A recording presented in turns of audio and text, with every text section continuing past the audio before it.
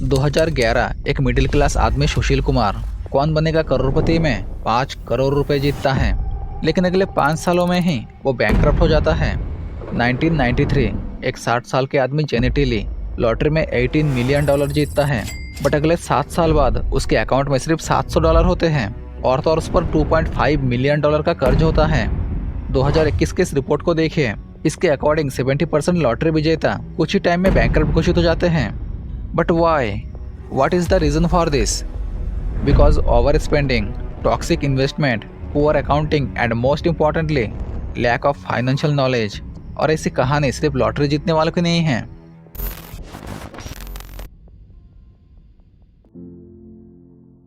यहाँ पर शायद आप सोच रहे हो कि हम तो ऐसे नहीं हैं, हमारे खर्चे तो बहुत कम हैं। तो मैं आपको बता दूं कि हम इंडियन मिडिल क्लास लोगों का भी कुछ यही हाल है। अरे हाँ, इस डेटा को देखिए। इंडिया में पिछले एक साल में टोटल 37,92,356 कार्स खरीदी गई हैं, जिसमें से 75% कार्स लोन्स पे लिया गया है, मतलब डेट। आरबीआई के एक सर्वे के अकॉर्डिंग 80% इंडियन एम्प्लॉयज महीना खत्म होने से पहले ही अपनी पूरी सैलरी खत्म कर चुके होते हैं, और इनमें से 34% ऐसे लोग हैं जो 15 तारीख आने से पहले ही अपनी पूरी सैलरी खर्च कर चुके होते हैं। और इस सर्वे के अकॉर्डिंग आज 57% इंडियंस के बैंक अकाउंट में 5,000 रुपए से भी कम पैसे हैं। इट मीन्स इंडिया में आज टोटल पॉपुलेशन है 143 करोड़, उसमें से 82 करोड़ लोगों के अकाउंट में 5,000 रुपए भी नहीं है। बट ऐसा नहीं है कि आज की यंग जनरेशन पैसे नहीं कमाती। बेसिकली ये लोग जितने पैसे कमाते हैं ऑलमोस्ट उतने ही पैसे या फिर उससे भी ज्यादा पैसे वो क्रेडिट कार्ड या बाय नाउ पे लेटर जैसी एप्लीकेशन से सैलरी आने से पहले ही खर्च कर देते हैं। शुरू में ये बहुत सिंपल लगता है, बट इसका इंटरेस्ट इतना ज्यादा होता है कि कई लोग पैसे वापस दे ही नहीं पाते, और इसलिए इसे रीपे करने के लिए कई और से लोन ले लेते हैं, यानी वो एक डेट ट्रैप में फंस जाते हैं। आरबीआई के अकॉर्डिंग 3,800 करोड़ के क्रेडिट कार्ड लोन्स आज नॉन परफॉर्मिंग एसेट्स बन गए हैं, यानी लोगों ने क्रेडिट कार्ड से पैसे तो ले लिए बट वो इसे बैंक को वापस दे ही नहीं पा रहे। गरीब लोगों के पास पैसे नहीं है ये हम मानते हैं, लेकिन मिडिल क्लास लोगों के पास तो है। अब मिडिल क्लास कौन है? तो देखो, national council of applied economic research की डेफिनेशन के अकॉर्डिंग जो लोग 2 लाख से 10 लाख साल के कमाते हैं वो मिडिल क्लास है। मतलब इस डेफिनेशन के अकॉर्डिंग महीने के जो लोग 17,000 रुपए भी कमा लेते हैं वो इंडिया में मिडिल क्लास है। मतलब आप भी शायद मिडिल क्लास हो। अगर हाँ, तो इसका मतलब आप अच्छा खासा कमा लेते हैं।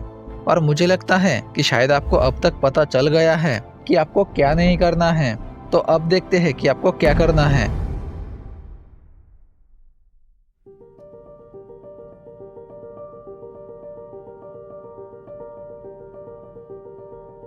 Number 1, 50-30-20 rule. इसमें क्या होता है? इसमें आपको अपने सैलरी को 3 हिस्सों में बांटना होता है। पहला 50%, दूसरा 30% और तीसरा 20%। इसमें से 50% आपको जरूरत के सामान के लिए पैसे रखने हैं, 30% में आपको शौक के लिए पैसे रखना है और 20% में आपको सेविंग करना है। तो मान लो आपका इनकम है 20,000 रुपए, तो उसमें से 10,000 रुपए आपको जरूरत की चीजें लाइक खाना पीना, लाइट पानी का बिल, रेंट, बेसिकली जिसके बिना आप जी नहीं सकते उसके लिए रखना है। अब आता है 30%, मतलब 6,000 रुपए। आप इन पैसों को अपने शौक की चीजों में खर्च कर सकते हैं, जैसे कि कपड़े, मोबाइल फोन, बाहर का खाना, मूवी एक्सेट्रा। और यहीं पे अगर आप पेरेंट्स हैं तो आपको अपने शौक की चीजों में पैसे को स्पेंड नहीं करना है। आप वो पैसे अपने बच्चों के पढ़ाई में लगा सकते हैं या अपने इनकम को इंक्रीज करने के लिए दूसरे स्किल सीख सकते हैं। इसके बारे में हम आगे बात करेंगे, ये बहुत जरूरी है। वाई? बिकॉज देखो, इंडियन टेक कंपनी HCL आज से 10 साल पहले अपने नए एम्प्लॉयज को 25,000 की सैलरी दे रही थी, बट इतने सालों बाद भी यही सैलरी सिर्फ 30,000 तक ही पहुंची है। अब मान लेते हैं कि आज से 10 साल पहले ये वर्कर 25,000 में अपना घर चलाते थे, बट अगर हम 10 साल पहले के महंगाई को कैलकुलेट करें तो ये सारी चीजें आज से 10 साल पहले 25,000 की थी। यही सारी चीजें आज 45,000 रुपए की है, यानी 30,000 की सैलरी में आज हम ये सारी चीजें नहीं खरीद सकते।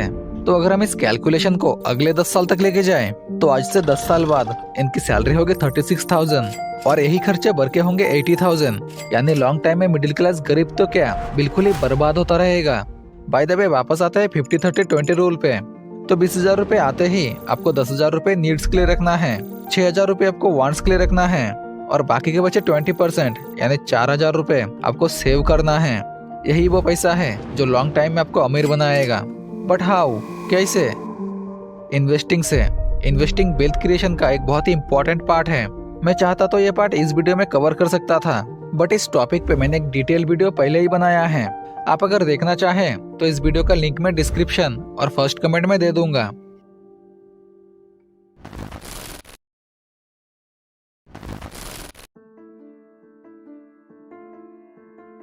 तो आज जब मैं ये वॉइस ओवर कर रहा हूँ, आज से 8 दिन पहले मैंने 4 अलग अलग लोगों से पूछा कि ऐसी कौन सी AI स्किल है जो हमें इस टाइम पे सीखनी ही चाहिए।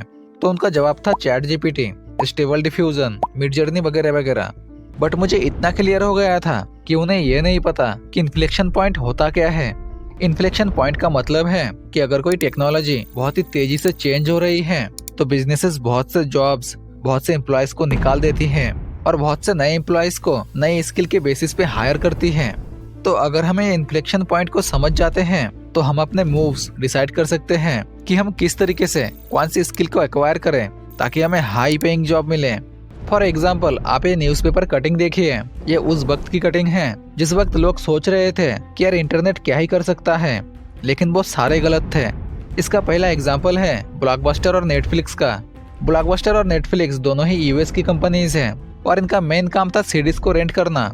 अगर आप यंग हैं तो आपको इसके बारे में नहीं पता। 2005-7 में क्या होता था कि अगर आपको मूवी देखनी है तो आप पैसे लेते थे और एक दुकानदार के पास जाते थे। उस दुकानदार को आप 100 रुपए देते थे और वो दुकानदार आपको एक सीडी देता था।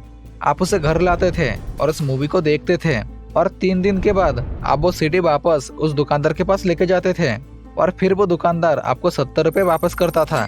यानी जो सीडी का रेंट है दैट वाज 30 रुपीज। और उसी तरीके से ये दोनों बिजनेस भी चलते थे, नेटफ्लिक्स और ब्लॉकबस्टर। ब्लॉकबस्टर को लगा कि इन्फ्लेक्शन पॉइंट कुछ भी नहीं है, इंटरनेट के आने से सीडी का क्या ही लेना देना। लेकिन लोगों ने मूवीज को इंटरनेट पे देखना शुरू कर दिया और ब्लॉकबस्टर इस चीज को समझ नहीं पाया। और यहाँ पर आप देख सकते हैं उसका रेवेन्यू। वो बिजनेस जो 2004 में 6 बिलियन का रेवेन्यू कर रहा था, 2010 वो बैंकरप्ट हो गया। वहीं पर नेटफ्लिक्स जो एक्चुअली सेम बिजनेस कर रहा था, वो इस टेक्नोलॉजी को समझ गया, वो इस इन्फ्लेक्शन पॉइंट को समझ गया। उसने अपना बिजनेस मॉडल चेंज किया और आज वो रेवेन्यू करता है $31.9 बिलियन का। इट मीन्स जिस तरीके से इंटरनेट एक इन्फ्लेक्शन पॉइंट था, उसी तरीके से चैट जीपीटी एक इन्फ्लेक्शन पॉइंट है जिससे सारे बिजनेसेस और हमारे जॉब्स पर असर पड़ने वाला है। मुझे पता है आप यही सोच रहे हैं कि मुझे कोई बिजनेस नहीं खोलना, बट एज ए एम्प्लॉय अगर आप 10 घंटे काम कर रहे हैं तो उसमें से 2 घंटे आप नई स्किल को दे सकते हैं।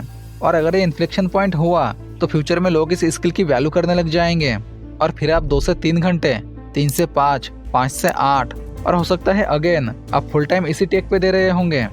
So this is the inflection point is.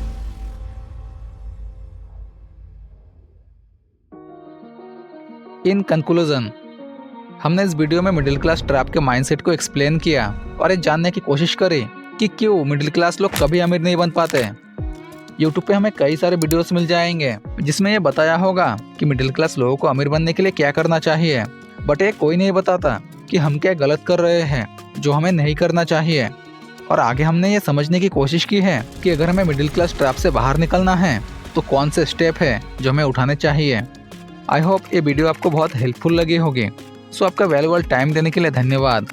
और हाँ, इस वीडियो को देखना मत भूलना, डिस्क्रिप्शन में लिंक है, इस वीडियो पे क्लिक करो, मैं आपसे वहीं पे मिलता हूँ।